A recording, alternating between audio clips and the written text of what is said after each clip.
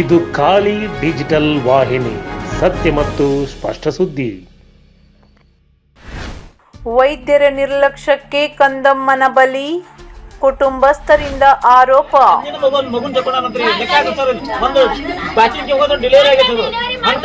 ನಿನ್ನೆ ದವಾಖಾನೆಗೆ ಹೋಗಿದ್ರೆ ಡಾಕ್ಟರ್ಗಳು ಮೆಡಿಸಿನ್ ಇದ್ರು ಮಾಡಲಿಲ್ಲ.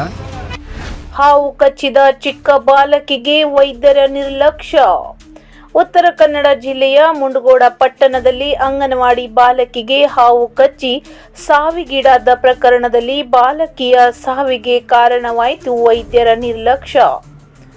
ಬಾಲಕಿಗೆ ಚುಚ್ಚುಮದ್ದು ನೀಡದೆ ಹುಬ್ಬಳ್ಳಿಯ ಕಿಮ್ಸ್ ಆಸ್ಪತ್ರೆಗೆ ಕಳುಹಿಸಿದ್ದ ವೈದ್ಯೆ ಡಾಕ್ಟರ್ ದೀಪಾ ತಂತ್ರಿ ಜನವರಿ 1ರಂದು ಬುಧವಾರ ಮಾರಿಕಂಬಾ ನಗರದ ಅಂಗನವಾಡಿ ಬಾಲಕಿ ಮೂತ್ರ ವಿಸರ್ಜನೆಗೆ ತೆರಳಿದಾಗ ಹಾವು ಕಚ್ಚಿ ಸಾವನ್ನಪ್ಪಿದ್ದಾಳೆ.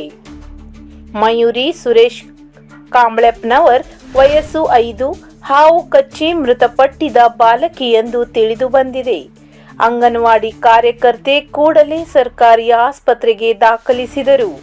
ಆಸ್ಪತ್ರೆಯಲ್ಲಿ ಮಗುವನ್ನು ಪರೀಕ್ಷಿಸದಿದ್ದರೂ ಆಂಟಿವೆನಮ್ ನೀಡದೆ ಹುಬ್ಬಳ್ಳಿ ಕಿಮ್ಸ್ ಆಸ್ಪತ್ರೆಗೆ ಕಳುಹಿಸಿದ್ದ ವೈದ್ಯೆ ಚಿಕಿತ್ಸೆ ಫಲಕಾರಿಯಾಗದೆ ಮಗು ಮಯೂರಿ ಮೃತಪಟ್ಟಿದ್ದಾಳೆ. ವೈದ್ಯರ ನಿರ್ಲಕ್ಷ್ಯ ಮಾಡಿದ್ದ ಹಿನ್ನೆಲೆ ಮೃತ ಬಾಲಕಿಯ ಪಾಲಕರು ಹಾಗೂ ಮಹಿಳಾ ಸಂಘದ ಸದಸ್ಯರಿಂದ ಮುಂಡಗೋಡ ತಾಲೂಕು ಆಸ್ಪತ್ರೆಯ ಮುಂಭಾಗದಲ್ಲಿ ಪ್ರತಿಭಟನೆ ನಡೆಸಿದ್ದಾರೆ.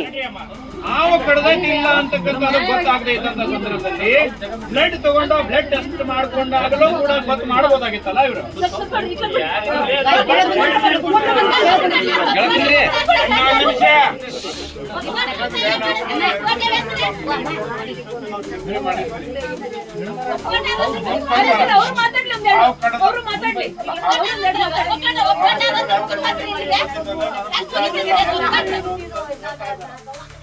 ವೈದ್ಯರ ನಿರ್ಲಕ್ಷ್ಯದಿಂದಲೇ ಬಾಲಕಿ ಮೃತಪಟ್ಟಿದೆ ಎಂದು ಆರೋಪಿಸಿದ ಮೃತ ಬಾಲಕಿಯರ ಪಾಲಕರು ವೈದ್ಯೆಯ ಮೇಲೆ ಸೂಕ್ತ ಕ್ರಮವಾಗಬೇಕು ಎಂದು ಒತ್ತಾಯಿಸಿ ಪ್ರತಿಭಟನೆ ನಡೆಸಿದರು.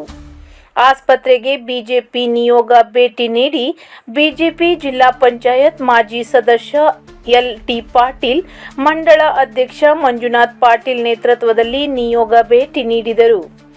ಬಳಿಕ ತಾಲೂಕು ಆಸ್ಪತ್ರೆಯ ಆಡಳಿತಾಧಿಕಾರಿ ಡಾಕ್ಟರ್ ಸ್ವರೂಪಿನಿರಾಣಿ ಪಾಟೀಲ್ ಅವರನ್ನು ಭೇಟಿಯಾಗಿ ಚರ್ಚೆ ನಡೆಸಿದರು.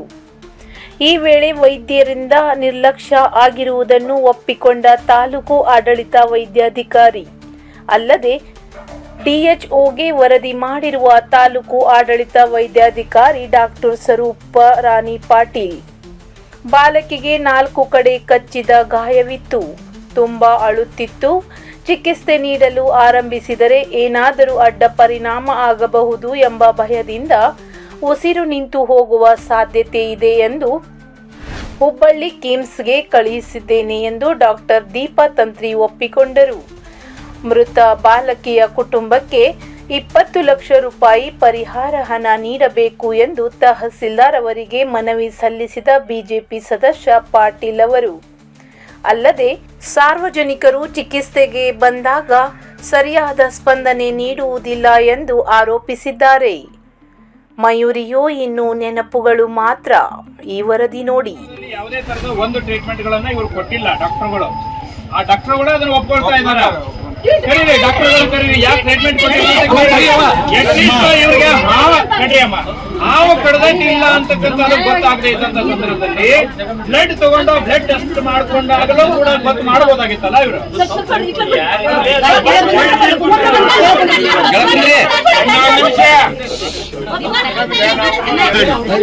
ಜನರದ ಟೋಟಲ್ ಇಡೀ ತಾಲೂಕಿನ ಜನರ ಅಪಾದನೆ ಐತಿ.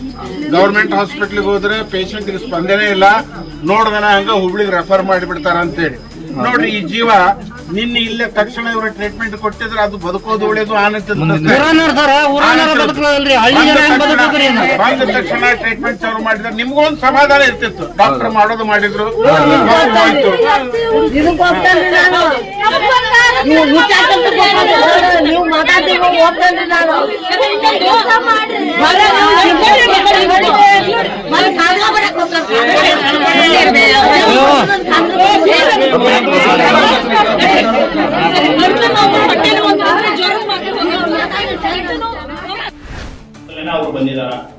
ಆ ಮಗು ಅಲ್ಲಿ ಹೇಳೈತಿ ಅಂಗನವಾಡಿ ಸಹಾಯಕಿಗೆ ಹಾವು ಕಚ್ಚಿದ್ದು ನನಗೆ ಅಂತ ಹೇಳಿ, ತಕ್ಷಣದಲ್ಲೇ ನಿಮ್ಗೆ ಕರ್ಕೊಂಡ್ ಬಂದಿರ ಹಾವು ಕಚ್ಚಿದ್ದೀರಿ ಅಂತ ಹೇಳಿ ನಿಮ್ಗೆ ಹೇಳಿದ ತಕ್ಷಣದಲ್ಲಿ ನೀವು ಟ್ರೀಟ್ಮೆಂಟ್ ಹೋಗ್ಬೋದು. ಎಷ್ಟು ಮಗುವಿನ ಜೀವನ ಜೊತೆ ಚಲಾಟ ಆಡ್ತೀರ ಮತ್ ಮರಳಿ ಬರ್ತದ. ಈಗ ನಾವು ಉತ್ತರ ಕೊಡೋದು ಕಷ್ಟ ಆಗೈತೆ. ಏನ್ ನಿಮ್ ವ್ಯವಸ್ಥೆ, ಏನ್ ನೀವು ಕಂಟ್ರೋಲ್ ಇಟ್ಟಿದ್ರಿ ತಾಲೂಕಾ ಆಸ್ಪತ್ರೆ? ಬರ್ರಿ ಪ್ರತಿಯೊಬ್ರು ಅದನ್ನೇ ಮಾತಾಡ್ತಾರೆ. ತಾಲೂಕಾ ಹೆಂಗ್ ಕಂಟ್ರೋಲ್ ಮಾಡ್ಕೊತೀರಿ ನೋಡ್ರಿ, ಅವ್ರ ತಂದೆಯ ಹೇಳಿಕೆ ಕೊಡ್ತಾರೆ. ತಾಲೂಕಾ ಆಸ್ಪತ್ರೆಯಿಂದ ನಮ್ಮ ಮಗು ಕೈ ಕೊಟ್ಟಿರೋದು ಅಂತ ಹೇಳ್ತಾರೆ. ಈ ನೆಗ್ಲಿಜೆನ್ಸಿನ ಆಗ್ಲೇ ಇದೆ ಅಂತ ಇದರಲ್ಲಿ ಎರಡು ತರ ಇರುತ್ತೆ. ಹಾವು ತೆಗೆದುಕೊಂಡ ತಕ್ಷಣ ಎರಡು ತರ ಇರುತ್ತೆ. ಒಂದು ರಕ್ತಕ್ಕೆ ಅದು ಎಫೆಕ್ಟ್ ಮಾಡುತ್ತೆ. ನಾವು ಒಂದ್ ಸ್ವಲ್ಪ ರಕ್ತ ಒಂದ್ ಸ್ವಲ್ಪ ತಿಡ್ತೀವಿ, ಅದು ಹೆಪ್ಪು ಗಟ್ಟಿಲ್ಲ ಅಂದ್ರೆ ಒಳಗೂ ಹಂಗೆ ಬ್ಲೀಡಿಂಗ್ ಸ್ಟಾರ್ಟ್ ಆಗಂದ್ರೆ ಹೆಪ್ಪುಗಟ್ಟು ಇದು ಕಡಿಮೆ ಆಗಿದೆ ಅದ್ರ ಕ್ಷಮತೆ ಅಂತಂದ್ರೆ ರಕ್ತಕ್ಕೆ ಅದು ಇದಾಗಿದೆ. ಇನ್ನೊಂದು ನರವಿಗೆ ನರಮಂಡಲಕ್ಕೆ ಇದಾಗ್ತಾ ಇದೆ. ಇಲ್ಲಿ ರಕ್ತಕ್ಕೆ ಇದಾಗಿಲ್ಲ ಅಂದ್ರೆ ಅದು ಮಗು ರೋಸಿ ಆಗಲ್ಲ ಅಂದ್ರೆ ನರವ್ಯೂಹಕ್ಕೆ ಹೋಗಕತ್ತ ಅಂತ ಅರ್ಥ. ಆ ಡೌಟ್ ಮೇಲೆ ಅವ್ರದ್ದು ಕನ್ಸೆಂಟ್ ತಗೋಬೇಕು ಪೇರೆಂಟ್ಸ್. ಯಾವ ಪೇಷಂಟ್ಗಾದ್ರೂ ನಾವು ಇದನ್ನ ಮಾಡ್ತೀವಿ, ಮಾಡಿದ್ರು ಯಾವ ಪೇಷಂಟ್ಗಾದ್ರೂ ಅವ್ರ ಯಾಕಂದ್ರೆ ಅದ್ರದ್ದು ರಿಯಾಕ್ಷನ್ ಮಿನಿಮಮ್ ತುರಿಕೆಯಿಂದ ಹಿಡಿದು ಇದ್ರವರೆಗೂ ಇರುತ್ತೆ, ಉಸಿರಾಟ ತೀವ್ರ ಅಲ್ಲಿವರೆಗೂ ಇರುತ್ತೆ ರಿಯಾಕ್ಷನ್ ಅದ್ರದ್ದು. ಬಟ್ ಅದ್ರಲ್ಲಿ ಅದೇ ಟ್ರೀಟ್ಮೆಂಟ್, ಅದನ್ನ ಬಿಟ್ಟು ಬೇರೆ ಏನು ಅಂದ್ರೆ ಅದರಲ್ಲಿ 4-5 ಹಾವಿನ ಎಲ್ಲಾ ವಿಷಯಕ್ಕೂ ಪ್ರತಿರೋಧಕ ಅದ್ರಲ್ಲಿ ಇರ್ತದೆ. ಅದು ಕೂಡ ಅಷ್ಟೇ ತ್ರಾಸ ಇರ್ತದೆ. ಬಟ್ ಅದನ್ನ ಬಿಟ್ಟರೆ ಬೇರೆ ಏನು ಟ್ರೀಟ್ಮೆಂಟ್ ಇಲ್ಲ. ಅದನ್ನ ನಾವು ಪೇಷಂಟ್ ಕನ್ಸೆಂಟ್ ತಗೊಂಡು ಹಾಕ್ಲೇಬೇಕು. ಮಗು ಮಾತಾಡಕ್ ಬರಲ್ಲ ಅನ್ನೋದಿಲ್ಲ, ಸರಳವಾಗಿ. ಆಮೇಲೆ ಮಗು ಫುಲ್ ಕಂಟಿನ್ಯೂಸ್ ಆಡ್ತಾ ಇತ್ತು, ಅದನ್ನು ಸಮಾಧಾನ ಪಡ್ತು. ಅದು ಹಾವೇನ ದೊಡ್ಡದಿತ್ತ ಕನ್ನಡಿತ ಅಲ್ಲಿ ಕ್ವಶನ್ ಕೇಳಿ ಮಗುವಿಂದ ನಾವು ಆನ್ಸರ್ಸ್ನ ತಗೊಳಿಕ್ಕೆ ಅವ್ರ ಜೊತೆ ಬಂದಿರೋ ಹಾವು ಕಚ್ಚಿದ್ದು ಅಂತ ಹೇಳ್ತಾರೆ ಮಗು ಹೇಳಿದ್ದು ಸರ್. ಬಟ್ ಅದು ಆಡ್ತಾನೆ ಇತ್ತು ಕಂಟಿನ್ಯೂಸ್. ಆ ಟೈಮ್ನಲ್ಲಿ ನೀವು ಒಂದು ಟ್ರೀಟ್ಮೆಂಟ್ ಸ್ಟಾರ್ಟ್ ಮಾಡ್ಬೋದು. ಅದೇ ಸರ್, ಅದು ರಕ್ತ ಪರೀಕ್ಷೆಗೆ ಒಂದದು ತೆಗೆದಿಟ್ಟಿರ್ತೀವಿ. ಆಮೇಲೆ ಒಂದು ಕಂಟಿನ್ಯೂಸ್ ಆಡೋದಕ್ಕೆ ಅದು ಟ್ರೀಟ್ಮೆಂಟ್ ಅಲ್ಲಿ ಅದು ಇಂಜೆಕ್ಷನ್ಸ್ ನಾವು ಏನು ಹಾಕಬೇಕು, ಅದು ಸಾಮಾನ್ಯ ಇಂಜೆಕ್ಷನ್ಸ್ ಅಲ್ಲ, ಅದು ಅದೇ ಒಂದು ರಿಯಾಕ್ಷನ್ ಆಗುವಂತಂದ್ರೆ ಈಗ ನಾರ್ಮಲ್ ಅಳ್ತಿರೋ ಮಗು ಅಂದ್ರೆ ಒಂದು ಲೆಕ್ಕದಲ್ಲಿ ಆರಾಮ್ ಅಂತಲ್ಲ, ಅಳ್ತಿದ್ದಾಳೆ, ಅದು ಒಂದು ಉಸಿರಾಟದ ಪ್ರಕ್ರಿಯೆ ಎಲ್ಲ ಸರಿ ಇದೆ. ಅವು ಇಂಜೆಕ್ಷನ್ಸ್ ಯಾವ ತರ ಇರುತ್ತೆ ಅಂದ್ರೆ ಸರ್, ಏನಾದ್ರೂ ನಾವು ಯೋಗ ಶುರು ಮಾಡಿದ್ದೆ ಆದ್ರೆ ಇಮ್ಮಿಡಿಯೇಟ್ ಉಸಿರು ತಿರುಗಾರ್ದೆ ಆನ್ ಟೇಬಲ್, ಇವಾಗ ನಾವು ಏನ್ ಬೆಡ್ ಮೇಲೆ ಮಲಗಿದ್ದಾಳೆ ಅಲ್ಲಿನೇ ಅವಳು ಉಸಿರು ತಿರುಗ್ಲಾರ್ದೆ ಆನ್ ಬೆಡ್ ಮೇಲೇ ಅವಳು ಉಸಿರು ಕಟ್ಬೋದು. ಆ ಥರದ ಕೆಲವೊಂದು ರಿಯಾಕ್ಷನ್ಸ್ ಆ ಅಂಶದ ಇಂಜೆಕ್ಷನ್ಸ್ ಇದೆ ಸರ್. ಅವರು ಈಗ ನನಗೆ ಆ ಮೂಮೆಂಟಲ್ಲಿ ತಲೆಯಲ್ಲಿ ಹೇಗಿರುತ್ತೆ, ಈಗ ಪಿಡಿಯಾಟ್ರಿಷಿಯನ್ ನಮಗೆ ಒಂದು ಬ್ಯಾಕಪ್ ಥರ, ಅಥವಾ ಉಸಿರು ಏನಾದರೂ ಸಡನ್ ಆಗಿ ಗಟ್ಟು ಅಂದ್ರೆ ಒಂದು ಅನಸ್ಥೆಟಿಸ್ಟ್ ಇಲ್ಲ ಅಟ್ಲೀಸ್ಟ್ ಉಸಿರನ್ನ ಸರಿ ಮಾಡುವಂಥ ಡಾಕ್ಟರ್ಸ್ ನನ್ನ ಸುತ್ತಮುತ್ತ ಯಾರಾದ್ರೂ ಇದ್ದಾರ ಅಂತ ನೋಡಿದ್ರೆ ನನಗೆ ಯಾರು ಇಲ್ಲ. ಸೊ ಆ ಟೈಮಲ್ಲಿ ನಾನು ಅಷ್ಟು ರಿಸ್ಕ್ ತಗೊಂಡು ಈಗ ನಾರ್ಮಲ್ ಅಳ್ತಿರೋ ಮಗುನೂ ಏನೋ ಹಾಕಿ ಇಲ್ಲೇ ಏನಾದ್ರು ಆದ್ರೆ ಅದು ಪಂಪ್ ಮಾಡ್ಕೋತಾ ಉಸಿರು ಕಟ್ಕೋತಾ ಆಂಬುಲೆನ್ಸ್ ಅಲ್ಲಿ 1 ಗಂಟೆ ದಾಟಿಸ್ಬೇಕು ಮಗುನ. ಸೊ ಆರಾಮ್ ಅಳ್ತಿರುವಾಗೇನೆ ಮಗುನ ಮೂವ್ ಮಾಡೋಣ, ರೆಫರ್ ಮಾಡೋಣ, ಎಲ್ಲಿ ವ್ಯವಸ್ಥೆ ಇರೋ ಕಡೆ ಆ ಮಗುಗೆ ಅದು ಸಿಗ್ಲಿ. ಮಿನಿಮಮ್ ಒಂದು ಹಾವು ಕಚ್ಚಿದ್ರು ಒಂದು 4 ರಿಂದ 6 ಗಂಟೆ ಟೈಮ್ ಇರುತ್ತೆ ಸರ್. ಇಷ್ಟು ಫಾಸ್ಟ್ ಆಗಿ ಆಗುತ್ತೆ ಅಂತ ಯಾವತ್ತು ಅದು ಮಿನಿಮಮ್ ಗಂಟೆ ಆದ್ರೂ ಸಿಗ್ಬೇಕಿತ್ತು. ಸೊ ಇದು ಇಷ್ಟು ಫಾಸ್ಟ್ ಆಗಿ ಇದು ಆಗುತ್ತೆ ಅಂತ ಗೊತ್ತಿಲ್ಲ. ಸೊ ಮಗು ಉಸಿರಾಟ ಎಲ್ಲ ಕ್ರಿಯೆ ಸರಿ ಇದ್ದಾಗೇನೆ ಮಗುನ ಮೂವ್ ಮಾಡೋಣ, ಯಾಕಂದ್ರೆ ಅದು ದೂರ ಇರೋದ್ರಿಂದ ಸ್ವಲ್ಪ ಬೇಗ ಮೂವ್ ಮಾಡೋಣ. ನನಗೆ ಬ್ಯಾಕಪ್ ಅಂದ್ರೆ ಈಗ ಇಮಿಡಿಯೇಟ್ ಏನಾದ್ರು ರಿಯಾಕ್ಷನ್ ಆಗಿದ್ದೇ ಆದ್ರೆ ನಮಗೆ ಉಸಿರು ಗಟ್ಟಿ, ಇವಾಗ ತಾಯಿ ಎಲ್ಲರೂ ಎಷ್ಟು ಸುತ್ತಮುತ್ತ ಜನ ಇದ್ದಾರೆ ಸರ್, ಒಂದ್ ವೇಳೆ ಏನಾದ್ರು ಉಸಿರದ್ದು ಪ್ರಾಬ್ಲಮ್ ಆಯ್ತು ಅಂದ್ರೆ ಅಳ್ತಿರೋ ಮಗುನು ಇದಾಯ್ತು ಆ ತರ ಬರುತ್ತೆ. ಅಲ್ಲ, ಶಾಲೆಯಿಂದ ಬಂದಿರುವಂತ ಮಗು ಅಂಗನವಾಡಿ ಕಾರ್ಯಕರ್ತೆನೇ ಕರ್ಕೊಂಡು ಬಂದಿರೋದು. ಹಾವು ಕಚ್ಚಿದೆ ಅಂತ ಹೇಳಿದ್ರೆ ನೇರವಾಗಿ ಹೇಳಿ ಇದು ಕೇಳ್ರಿ, ಅಲ್ಲಿ ಹಾವು ಕಚ್ಚಿರೋದಕ್ಕನೇ ಅಂಗನವಾಡಿ ಕಾರ್ಯಕರ್ತೆ ಇಲ್ಲಿ ಕಳ್ಸಿರೋದು. ಇನ್ನು ಏನ್ ಹೇಳ್ಬೇಕು ನಿಮ್ಗೆ, ಅಂಗನವಾಡಿ ಕಾರ್ಯಕರ್ತೆ ಅವಳ ಸಹಾಯಕಿನೇ ಆ ಮಗು ಹಾವು ಕಚ್ಚಿದೆ ಅಂತ ಹೇಳ್ತಾ ಇದ್ದಾಗ ನೀವು ಇಮಿಡಿಯೇಟ್ ಒಂದು ಆಕ್ಷನ್ ಅಥವಾ ಟ್ರೀಟ್ಮೆಂಟ್ ಮಾಡಬೇಕಾಗುತ್ತಲ್ಲ. ನಿಮ್ಮಲ್ಲಿ ಇಂಜೆಕ್ಷನ್ ಅಬಿಲಿಟಿ ಇದೆ, ಅವರು ಇಮಿಡಿಯೇಟ್ ಆಗಿ ಹೇಳಿಲ್ಲ ಸರ್. ಅದು ಟೇಬಲ್ ಮೇಲೆ ಬೆಡ್ ಮೇಲೇನೆ ಕ್ವಶನ್ಸ್ ಎಲ್ಲ ಶುರು ಆಗಿತ್ತು. ಇದು ಎಲ್ಲ ಆಮೇಲೆ ಬಂದಿರೋದು. ನೋಡಿ ಅಷ್ಟು ಸೀರಿಯಸ್ ಆಗಿ ಯಾಕೆ ಕರ್ಕೊಂಡ್ ಬರ್ತಾರೆ ಮೇಡಮ್? ಈಗ